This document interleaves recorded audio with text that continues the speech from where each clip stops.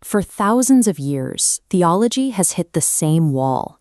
When the human mind tries capturing the infinite, our language breaks down. Jacques Lacan mapped human reality across three interlocking registers: the imaginary, the symbolic, and the real, visualized as a Borromene knot. At the center of these rings sits a void. This is the real, representing the dimension of existence resisting language, categorization, and containment. This psychological limit mirrors the Christian practice of apophasis. In negative theology, God exceeds every name and form, meaning the divine can only be known by what he is not. To approach ultimate reality, we cannot rely on comprehensible attributes. We must define the divine through the structure of absence we experience. Modern liberal theology often constructs a domesticated deity, a God reduced to human ethics and relatable characteristics. This tamed God functions as a narcissistic projection of the imaginary register. It is a mirage built to provide a false sense of psychological completeness. The theologian Karl Barth rejected this anthropomorphic projection. Barth asserted that God is the wholly other. This reality exists entirely outside space, time, and human concepts, acting upon the world with a disruptive, untamable force. Escaping the traps of our own projections requires a rigorous mapping of human lack. We must identify how the Barthian wholly other interacts with the voids that define our existence. We chart two types of existential lack. On the right, the psychoanalytic axis, Lacan's manque. It's a structural void inherent to becoming a subject, emerging as we enter the symbolic order of language. Because words stand for absent things, speaking severs us from reality. Psychoanalyst Jacques Lacan identified this specific architecture as the core of human subjectivity. This severing creates a lack in being. It functions as an internal engine, driving an infinite desire for an elusive, lost object, the objet petit a. Lacanian lack is a prerequisite for human cognition.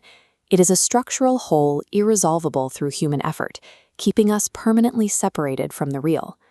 On the left of our framework sits the theological counterpart to Lacan's void, the ontological lack formulated by Augustine of Hippo.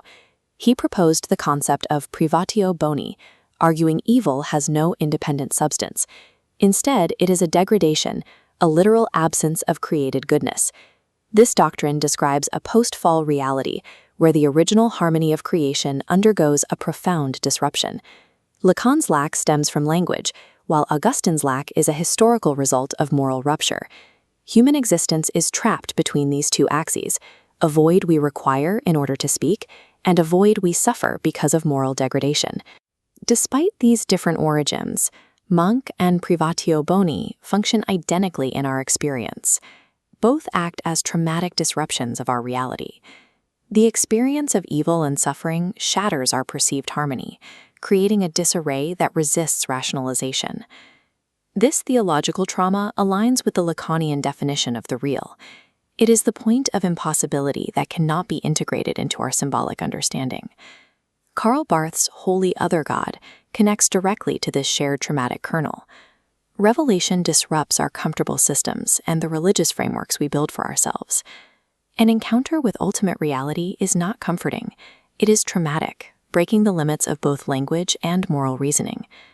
We are left with a question of navigation.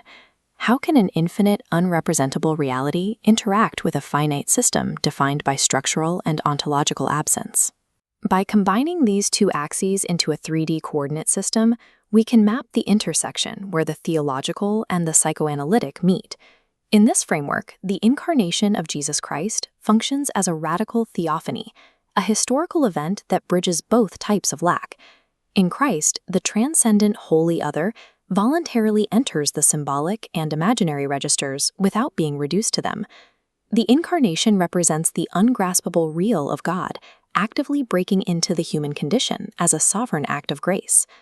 On the cross, Christ directly confronts the Augustinian void.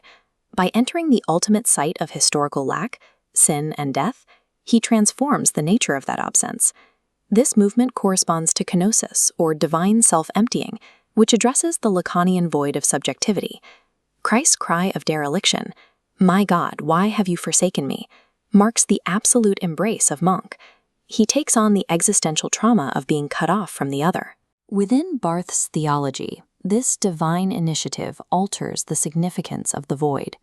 Human lack remains, but it is redeemed through God's absolute solidarity with the trauma of separation. The Christ-shaped void describes the locus where the unrepresentable reality of God absorbs the structural isolation of cognition and the historical trauma of evil, achieving a reconciliation that exceeds the bounds of language.